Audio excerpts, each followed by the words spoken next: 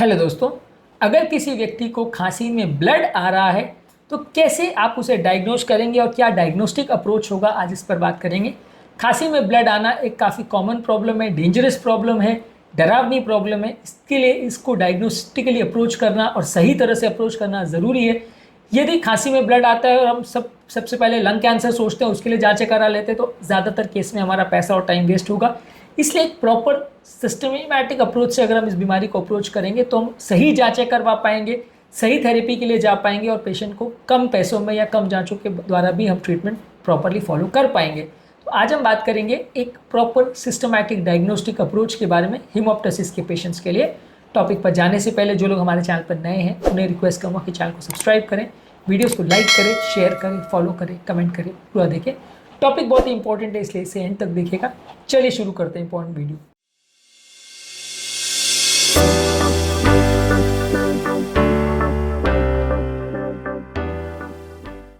सबसे पहले आपको एक डिटेल हिस्ट्री लेने की ज़रूरत है कि पेशेंट को कितने टाइम से खांसी में ब्लड आ रहा है। इसके अलावा कितनी मात्रा में ब्लड आ रहा है। थोड़ी मात्रा में आ रहा है तो अलग कारण हो सकते हैं, ज़्यादा मात्रा में ब्लड आ रहा है तो अलग कारण हो सकते हैं। हेमोप्टासिस के कारणों के डिफरेंशियल डायग्नोसिस पर हमने सेपरेट वीडियो किया, जो कि आप चेकआउट कर सकते हैं। साथ में आपको ये पूछना है कि साथ में एसोसिएटेड सिम्टम्स क्या है, यानी खांसी के साथ और क्या प्रॉब्लम हो रही है। खांसी के साथ बुखार आ रहा है, कमजोरी लग रही है, वजन कम हो रहा है, चक्कर आ रहे हैं, चोकिंग हो रही है, वीजिंग हो रही है, क्या अलग फीचर्स मिल रहे हैं, ये आपको पूछना पड़ेगा। इसके अलावा व्यक्ति की कोई स्मोकिंग की हिस्ट्री है या नहीं, कोई और बीमारी की हिस्ट्री है या नहीं, कोई केमिकल या कोई टॉक्सिक फ्यूम के एक्सपोजर की ऑक्यूपेशनल हिस्ट्री है या नहीं, कोई रीसेंट ट्रैवल की हिस्ट्री है या नहीं, कोई दवाओं के उपयोग की हिस्ट्री है नहीं। ये सारी चीज़ें आप पेशेंट से पूछोगे तो इसमें आपको थोड़ा डिटेल में पता चल जाएगा कि व्यक्ति को क्या क्या प्रॉब्लम है और क्या उसको जांच की आवश्यकता है। अगर मान लीजिए अलग अलग कारणों में आप डिफ्रेंशिएट कर पाते हो कि इसको कैंसर होने का चांस है, इसको दवा की वजह से हो रहा है, इसको हार्ट प्रॉब्लम होने का चांस है, तो फिर आप डेडिकेटेडली उसी सिस्टम के लिए जांच करोगे। आप एक बार में सारी जांचें नहीं करोगे। आप हार्ट की बीमारी के लिए अगर लंग्स का जांच करोगे और लंग्स की बीमारी के लिए अगर पाँव का जांच करोगे तो कई बार पैसा वेस्ट होगा, टाइम वेस्ट होगा, दिमाग खराब होगा। तो इसलिए आप अगर प्रॉपर हिस्ट्री लेंगे तो काफ़ी बातें क्लियर हो जाएंगी कि इस व्यक्ति को जो हेमोप्टासिस हो रहा है उसके क्या पॉसिबल कारण हो सकते हैं। उसके बेसिस पे आप डिफ्रेंशिएट कर सकते हैं कि व्यक्ति को आगे क्या करने की आवश्यकता है। इसी तरह से आप फिजिकल एग्जामिनेशन में पेशेंट के वाइटल साइंस लेंगे, उसकी श्वास की ओवरऑल एग्जामिनेशन करेंगे, कोई और सिस्टमिक बीमारी तो नहीं है उसके लिए जांचें करेंगे, तो इसमें भी आपको काफ़ी क्लूज मिल जाएंगे कि इसमें व्यक्ति को जो खांसी में ब्लड आ रहा है उसके क्या कारण हो सकते हैं। इसके अलावा आप लैब टेस्ट जो करवाते हैं उसमें भी आपको पता चलेगा। कंप्लीट ब्लड काउंट आप करवाते हैं, कोएगुलेशन प्रोफाइल पेशेंट का कराते हैं, किडनी का, लिवर का टेस्ट कराते हैं, आप उसके कखार की जांच कराते हैं, कखार के कल्चर और उसकी साइटोलॉजी करते हैं, तो इसमें काफ़ी चीज़ें पता चल जाती है। अगर इसमें कोई कैंसर के साइन या कोई डेंजरस बीमारी के साइन मिलते हैं तो आप उस हिसाब से ट्रीट करते हो। कोई ब्लीडिंग डिसऑर्डर का साइन मिलता है तो उसके लिए ट्रीट करते हो। अगर लिवर किडनी का प्रॉब्लम मिलता है तो फिर आप उससे कोरिलेट करते हो कि कौन कौन सी ऐसी बीमारियां हैं जिसमें लिवर और किडनी भी साथ में डैमेज हो सकता है, तो उस हिसाब से आप पेशेंट का ट्रीटमेंट स्ट्रैटेजी प्लान करते हैं। इसके अलावा कुछ इमेजिंग टेस्ट जो आप करते हैं उसमें सबसे कॉमन और ऑब्वियस टेस्ट जो सबसे सस्ता होता है वो है एक्सरे। इसमें आप ये देखने का प्रयास करते हैं कि कोई गठान तो नहीं, कोई इन्फिल्ट्रेट तो नहीं या कोई और अबनॉर्मलिटी तो नहीं है। काफ़ी केस में अगर हार्ट का साइज़ अगर बढ़ा हुआ अगर है तो इसमें आपको समझ में आ जाएगा कि हार्ट फेलियर की वजह से हो रहा है, तो उसके लिए आप जांच करोगे।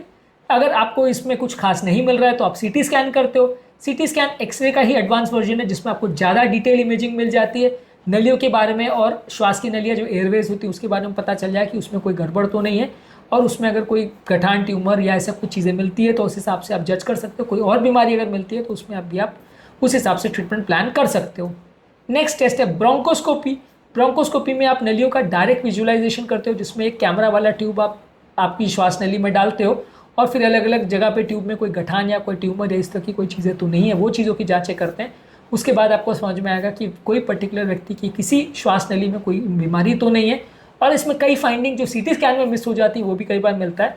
कई बार पेशेंट को कम्बरसम लगता है कि यार अभी 10-12 हज़ार का ब्रोंकोस्कोपी किया, अभी सीटी स्कैन किया, बार बार जांच करवा रहे हैं, बहुत पैसा लग रहा है। पर कई चीज़ें ऐसी है जो ब्रोंकोस्कोपी में दिखती है, कई चीज़ें ऐसी है जो सीटी स्कैन में दिखती है। सीटी स्कैन में क्या है, पूरा पैरेन्काइमा दिखाएगा पर नलियों का अंदर का पोर्शन नहीं दिखाई देगा, जबकि ब्रोंकोस्कोपी में नलियों के अंदर का पोर्शन दिखता है। तो इसमें कई बार कई इंपॉर्टेंट चीज़ें आपको पकड़ में आ जाती है जो ट्रीटमेंट करने में मदद करती है। इसके अलावा कुछ और स्पेशलाइज टेस्ट होती है, जैसे पल्मोनरी फंक्शन टेस्ट। मान लीजिए किसी को अस्थमा या ब्रोंकाइटिस या इस तरह की कोई बीमारी है तो आप लंग फंक्शन टेस्ट करते हैं, उसमें अस्थमा या ब्रोंकाइटिस के पैटर्न पता चलते हैं। हार्ट का अगर किसी को प्रॉब्लम लग रहा है या व्यक्ति को श्वास फूलने का या इस तरह का कोई प्रॉब्लम है तो साथ में आप इकोकार्डियोग्राफी करते हो, उसमें यदि हार्ट का कोई भी बीमारी है, चाहे वो हार्ट में कोई गठान है, हार्ट में कोई वाल्व का प्रॉब्लम है, हार्ट फेलियर है, ये सारी चीज़ें पता चल जाएंगी। इसके अलावा कई बार पल्मोनरी एम्बोलिज्म की जो बीमारी है, जिससे हार्ट में से लंग्स में जो नली जाती है उसमें अगर क्लॉट हो तो वो भी इको में पता चल सकता है। बाद में सीटी स्कैन में पल्मोनरी एंजियो करके आप उसे कंफर्म कर सकते हैं। डी डाइमर एक ब्लड टेस्ट है जो इस तरह की बीमारी को पकड़ने में हमारी मदद कर सकता है। इसके अलावा आप पेशेंट का ऑटो इम्यून पैनल करते हैं। मान लीजिए किसी को वैस्कुलाइटिस या ऑटो इम्यून डिजीज़ की प्रॉब्लम है जिसमें पेशेंट को बॉडी के खिलाफ एंटीबॉडीज़ बन रही है, तो उसमें आप अलग अलग तरह के टेस्ट करते हैं, जैसे ANA करते हैं लूपस एरिथेमेटोसिस के लिए, ANCA यानी एंटी न्यूट्रोफिलिक साइटोप्लाज्मिक एंटीबॉडी यानी एनका एंटीबॉडीज़ करते हैं वैस्कुलाइटिस के लिए, anti glomerular basement membrane antibodies test करते हैं गुड पास्चर सिंड्रोम के लिए यानी एंटी GBM एंटीबॉडीज़ करते हैं। तो अलग अलग तरह की अगर वैस्कुलाइटिस हो तो उसके लिए स्पेसिफिक एंटीबॉडी टेस्ट करते हैं। फिर अगर वो पॉजिटिव आता है तो कंफर्म हो जाता है कि बीमारी है या नहीं।